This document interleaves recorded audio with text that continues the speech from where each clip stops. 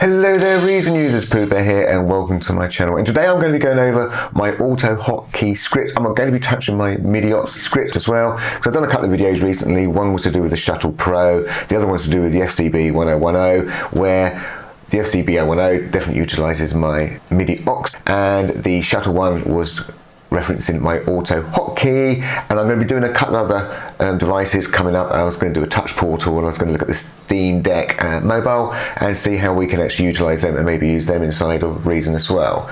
I'm actually going to start off with the MIDI-OX side, because that's really where we capture our MIDI data and convert that into keystrokes. So very, very straightforward. I'm not going to go into details of this particular script because there's nothing you have to change really. When we create this object here in the background, this is what's actually opening up, is the actual MIDI-OX. Obviously the only thing you have to make sure is correct in the MIDI-OX is obviously your MIDI port. So this USB MIDI cable happens to be what's connected on the back of my FCB 1010, and that was a 5-DIN to USB converter, so that's all that is. So that comes in here, and then I manipulate the data using this. So basically, further down, when I'm sending out my CC numbers, and I had them configured from CC 90 up to 99, so if this is equivalent of 90, I'm now going to send out an Alt Control Shift 1. If I was obviously doing 99, which I refer to as 10, and that goes 9, 0. I think of this as my 10th button. That's sending out a Alt Control Shift 0. And that's how I decided to do it. So you don't actually have to touch them, theoretically. Yes, we could send out the key commands, say, directly to Reason. But the reason I don't do that is a couple of fold, is because in AutoHotKey we can do a lot more testing and we can control the error check inside a lot better from there. The only thing I'm going to point out to here is we use a percentage sign in VBS, and in AutoHotKey we use an exclamation mark. So if you see that command, or this one here, this is quite a good one. So we've got a percentage, as I say, which is an Alt, then the caret's the Control, Shift is the plus, and the 3 is the actual character 3 I'm typing on my keyboard. And if it's coming over, say, to AutoHotKey, and we come scrolling down, boom, boom, we're now using an exclamation mark. So it's matching, it's pattern matching basically. So it's taking that pattern, it's matched it to this, and then what this is going to do, this is going to send out a function I've written called mySend. RS is actually reason.exe, and it's going to send the function key F9, which is equivalent of bringing up the browser or closing the browser.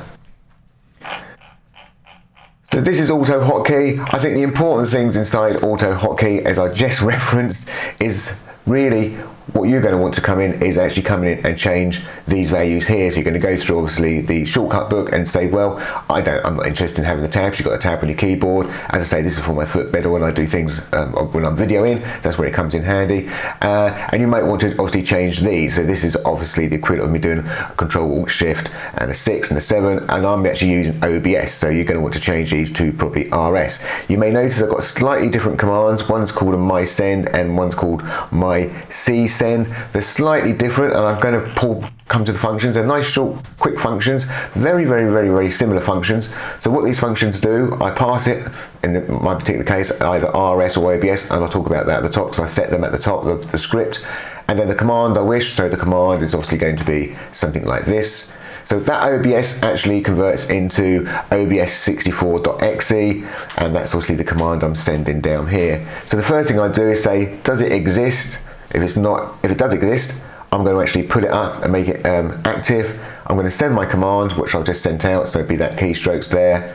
If it doesn't exist, I'm going to pop up a message box to say, hey, whatever application, Reason is not running, so remember to go and start your Reason up. Now, myCSend, very, very similar. Does it exist? Is it running?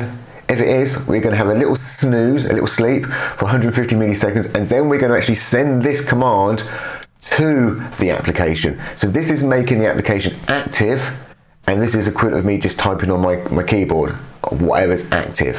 This is actually in the background is saying, no, we're going to sneak our commands around, which I've done, and send it directly to OBS. I'm being very specific. Well, I say OBS, that's what I mainly use this one for. You could do Reason as well. You can have this for Reason. And the reason I write it this way, especially with the Win Active, is because, again, because I'm filming, I might put up a log, or I might put up a script like this, and I might do something where I'm thinking I'm doing something in Reason, and, well, no, it hasn't got the focus. So this makes sure it's always got the focus before it does the command. The sleep command is actually quite important. What I think is happening is my MIDI-OX program is sending out obviously a sequence. It hits this program, which quickly converts it and says, well, here's a new sequence. And I think OBS is still processing this one, and it ignores this one. By having a little sleep, it's giving it time to finish that process. It comes along and it does this one, and it says, hey, that's absolutely fine, I can do that. I have a couple of other little funnies in here, like in this one here. Again, I'm saying, is Reason running? No. Or sorry, is Reason running? Yes. Then let's activate it. And then this is a quick of me going into edit preferences. I do it twice because I have a bug with Reason 12 and below where it doesn't actually pull up preferences. It pulls it up and hides it behind the top window, so I have to pull it up again. Reason 13 is absolutely fine with that. The only other thing I haven't spoken about, oh, this one here, this is just doing a simple toggle. So this works out. Is Reason running? Yes. Activate it, and it's basically going into the menu. If it's one mode of going into the application zoom, set it to 200%. If the toggle's obviously set the other way, it will actually go and set it to 100%. So switching between 100% and 200% zooms when I hit on that button. This is probably a confusing one because this is to do with context sensitivity. With context sensitivity, it's nice, and you can actually put like all your Reason commands actually inside a context sensitivity. It means you can click on the same button and different applications will act differently. So in this particular case, voltage modular, and this happens to be to do with my mouse, that's what these X buttons are. So this one here is control, this one here is shift, whereas if I'm running Reason, well, yeah, that one's control still, but this one's now turned into the Alt key. And so you can have, as you can see, I did mark it out, but this is remarked it out or commented it out when you use a semicolon. And you can have this at the very, very end down here, but obviously I've got OBS stuff in here, so you have to be careful. So you can share applications, so AutoHotKey, hitting the same button or something, you can actually do it differently in different applications. So basically at the top, this is where I've set my variables. The only important one here is probably this Reason. If you're running Reason Suite, you've got to come along here and you've got to call it Reason Suite. Not Reason 11. If you're running Reason 11, you're absolutely fine. It's only Reason Suite. There is a difference. So Reason 11, that's all you need. And that should be basically it. So we've got that basic bit of text. So what I have coming up, so when I actually fire up my scripts, I have what I refer to as my cheat sheet comes up. So just to remind me what I've set my buttons to on my FCB. And I say no error checking. Well, this is probably because it's an old script. I'm going to also confess, I only just wrote this script because I always use AutoHotKey version 1, and there's quite a big difference between the two versions. And I thought, well, if I'm going to give it to you, I might as well give you the latest version. So I've talked about that. Yeah, so it's just basically saying, yeah, you know what you're doing there. Just go and pull up the manual and find the hotkeys you want to replace that with. And the only final thing, I suppose, is this is where you can get AutoHotKey from. I put it all in the description, AutoHotKey.com. Obviously, once you click on download, you're going to want this version here. Download version 2. Version 1 is obviously depreciated. MIDI-OX is straightforward.